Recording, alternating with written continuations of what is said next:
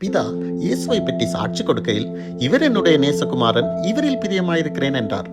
இயேசுவின் மேல் விசுவாசம் வைத்து அவரது கிருபையினால் நீதிமான்களாக்கப்பட்டிருக்கும் பரிசுத்தவான்களுக்கு தேவனுடைய ஆவி அருளப்பட்டிருக்கிறது. இவர்கள் தேவனுடைய ஆவியினால் நடத்தப்படுகிறார்களோ அவர்கள் தேவனுடைய புத்திரராயிருக்கிறார்கள். இயேசுவின் மூலம் பரிசுத்த ஆவியை பெற்ற நாமும் பிள்ளைகளாகும்படி நமக்கு அருளப்பட்டிருக்கிறது. அப்பா பிதாவே என்று கூப்பிடப்படும் புத்திர சுவிகாரத்தின் ஆவியை நமக்கு தந்திருக்கிறார். பிள்ளைகளான நாம் எப்படி நேசகுமாரனாக மாறுவது என்பதை இப்போது பார்க்கலாம்.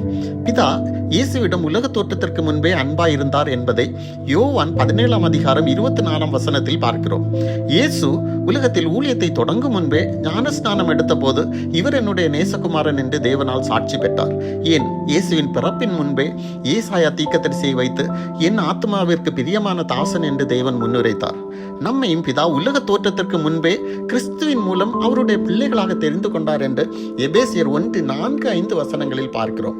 இயேசு பிதாவிடம் ஜெபிக்கும் போது, நீர் என்னில் அன்பாயிருக்கிறது போல அவர்களிலும் அன்பாயிருக்கிறதை உலகம் அறியும்படி என்று கூறுகிறார். இது பிதா இயேசுவிடம் எப்படி அன்பாயிருந்தாரோ அதுபோலவே நம்மிடமும் அன்பாயிருக்கிறார் என்பதை காண்பிக்கிறது. எனவே பிதாவிற்கு நம்மிடம் உள்ள நேசம் நம் செயல்களால் சம்பாதித்து எடுக்கக்கூடியது அல்ல. அது உலக தோற்றத்திற்கு முன்பே தீர்மானிக்கப்பட்டது. நாம் நேசகுமாரனாக மாற வேண்டிய அவசியம் இல்லை. ஏனென்றால் நாம் ஏற்கனவே அவருடைய நேசகுமாரர்கள் தான். ஆனால் பிரியமான புத்திரனாக எப்படி வாழ்வது என்பதை இயேசுவிடம் இருந்து கற்றுக்கொள்ளலாம்.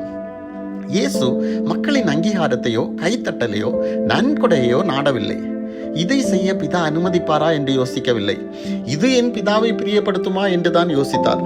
அவர் தனக்கென்று சொந்த ஒரு அடையாளத்தை உருவாக்கவில்லை. பிதாவையே தனது அடையாளமாக்கினார். பிதா காண்பித்த மாதிரியின் படியை செய்து அவர் பேச சொன்ன வார்த்தைகளையே பிரசங்கித்தார். அதை அம்பலப்படுத்தினார். தனது செயல்களுக்கான பெருமையை அவர் ஏற்றுக்கொள்ளவில்லை. அனைத்து புகழையுமே பிதாவிற்கு கொடுத்தார். அவருடைய கீழ்ப்படிதல் பிதாவின் பாசத்தை சம்பாதிப்பதற்காகவோ பயத்தினாலோ அல்லது எதிர்பார்ப்புகளினாலோ அல்ல.